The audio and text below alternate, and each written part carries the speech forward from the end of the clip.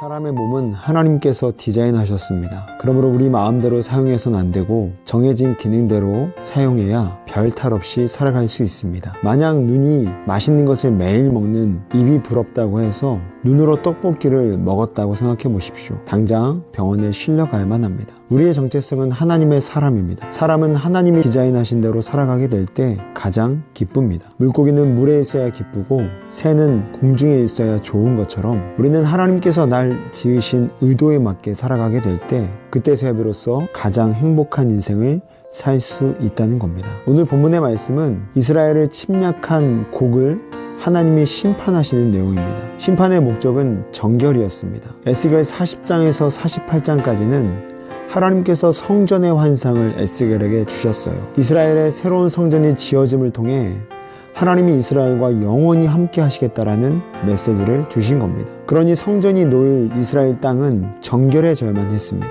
정결해지지 않으면 거룩한 성전이 세워질 수 없기 때문인 것이죠. 그래서 40장 바로 오늘 본문 39장에서 하나님은 그 땅을 정결하게 만드는 작업을 끝내셔야만 했습니다. 9절 말씀입니다. 이스라엘 성읍들에 거주하는 자가 나가서 그들의 무기를 불태워 사르되 큰 방패와 작은 방패와 활과 화살과 몽둥이와 창을 가지고 7해 동안 불태우리라. 하나님은 곡의 군대가 쓰던 무기들을 불에 태워버림으로 이스라엘 땅을 정결하게 만드셨습니다. 그런데 주목할 점은 그 군대의 무기를 이스라엘 백성의 땔감으로 사용하셨다라는 겁니다.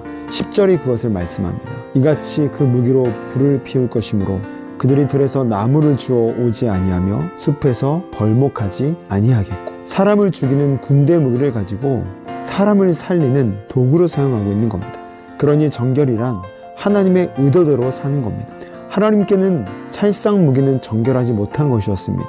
누군가를 죽이는 것은 하나님의 의도가 아니었습니다. 그런데 살상 무기가 사람을 따뜻하게 만들어주는 땔감으로 사용됐습니다.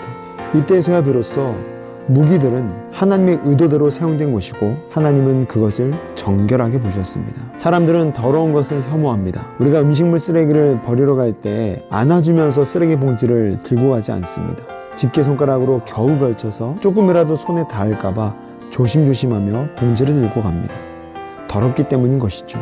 마찬가지로 하나님의 사람이 더러워지면 혐오 대상이 됩니다. 간디가 이런 말을 했습니다. 나는 예수를 사랑한다. 그러나 예수 믿는 사람들은 싫어한다. 그들은 예수를 사랑하지 않기 때문이다. 간디는 예수 믿는 사람들을 마치 쓰레기를 혐오하듯이 그렇게 혐오했습니다. 그들에게 예수의 깨끗함이 안 보였기 때문입니다. 간디가 살던 인도는 영국에게 식민 지배를 받았습니다. 그런데 침략자 영국인들은 주중에는 간디를 비롯한 인도인들을 못살게 굴고 괴롭히다가도 주일에는 양복을 멋있게 차려입고 예배를 드렸습니다. 그 모습을 본 간디는 그들을 혐오합니다. 주일에는 하나님께 예배드리지만 주중에는 하나님의 의도대로 살지 않는 그들의 모습이 역겨워 보였던 겁니다.